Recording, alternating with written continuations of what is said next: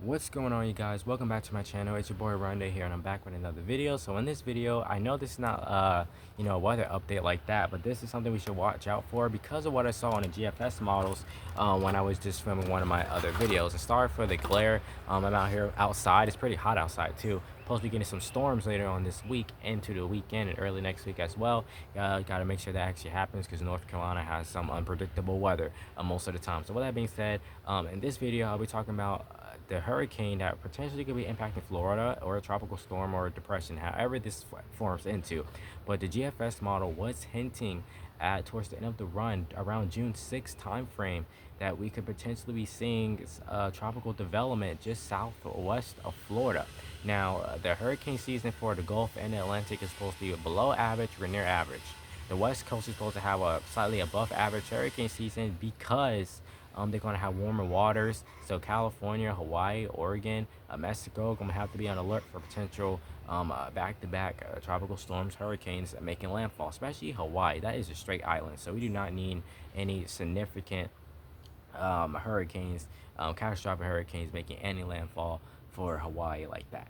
So, I mean, it's just something we just gonna have to watch out for. Regardless, we still could see tropical development out into the Atlantic, like the GFS was just hinting, but this was more into the Gulf area, kind of teetering that line of the Atlantic to it in some ways.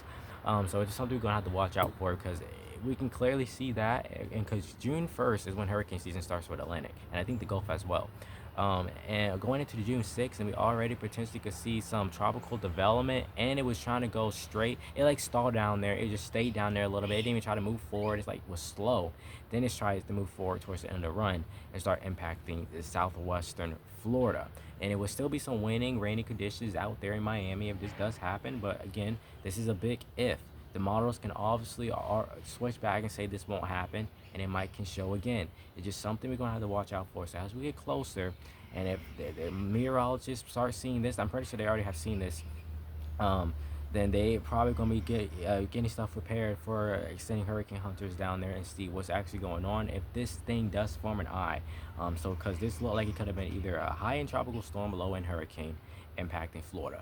So it's a possibility. I mean, it didn't look like nothing too crazy, but regardless, a tropical storm, a depression, a hurricane can cause issues. Because let's say they say you can get impacted with a tropical storm. You're like, okay, I'm prone to. I know I'm in a state that's known for hurricanes. I mean, I'm good with this. I've been through a Cat 5, a Cat 4, Cat 3 hurricane before. It don't matter because it just takes one tropical storm or one hurricane to change your life. I mean, no matter if it's a Cat 3, if it's Cat 4, or a catastrophic Cat 5.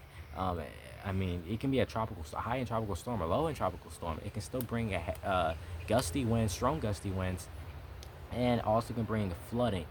So I mean, it's just something you're gonna have to watch out for. You can get tornadoes out of this. You can get significant flooding. You can lose your property. You can lose your crops, your livestock, stuff like that. Your home. I mean, your cars. It's just something you're just gonna have to watch out for and pay attention to. Especially if they say evacuate, it's best to evacuate. Don't sit and try to wait out 200 miles per hour winds or plus for a Cat 5 hurricane making landfall on you. If they say it's a mandatory evacuation, it's best to evacuate because, I mean, the storm is going to keep going. And you're just going to have to try to withstand it. And I don't think most of us can withstand being outside and 200 plus miles per hour winds ripping through Florida or Georgia or South Carolina or here in North Carolina at all.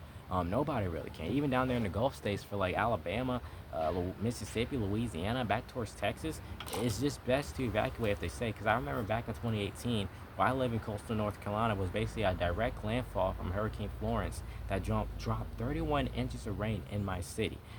Just an hour away back down towards Wilmington, North Carolina, got 30 plus inches, I think 30 to 50 inches of rain that dropped for excuse me, for Wilmington. So that's just something we're gonna have to watch out for. I mean, my city was shut down for 7 days. Roads were still blocked even when they got some cleared because it was just flooded. Um, Tree debris, like this whole city, there was no way into this city at all. It was just completely shut down, and it took a few years for stuff to be rebuilt because a lot of people lost their homes and stuff like that. We recently know what happened about Hurricane Helene that impacted western North Carolina, about 6 hours away from me, 6, 7-ish hours away from me, for the mountains. And I mean, it impacted Florida as a hurricane. I think it made it to North Carolina as a tropical storm. But since it's so many mountains up in North Carolina for the western part of the state, I mean, all that rain just pounding and the gusty winds, it was a devastating event that happened up in the western part of North Carolina. There's documentaries on it. We all heard about Helene. Like, ain't no way. I don't think the mountains in North Carolina ever seen something like that before. Maybe with Katrina, maybe other hurricanes were like that. But this was, I think, a tropical storm when it made it there, and it still caused significant damage. And that happened, I think, back last year or 2024. But regardless, we are still dealing with recovery across western North Carolina to this day, and Tennessee. Tennessee got hit pretty hard. I-40, a major interstate that runs from Wilmington, North Carolina, all the way across the United States to Bakersfield, California.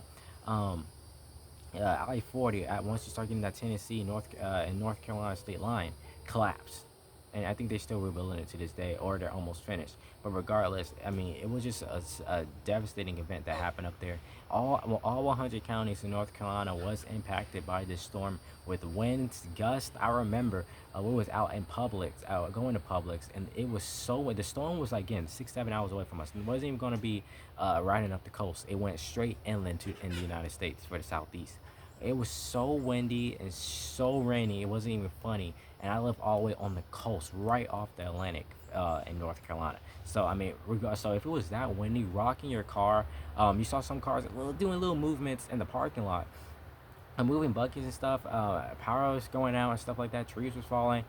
Just imagine what was going on in the mountains as they was getting ripped with heavy rain and wind, and that was a storm. It's easily 6, 7 hours away. Again, it was bringing widespread rain and wind. Obviously, that was going to happen with a storm that was already a hurricane, like 3 states down from you.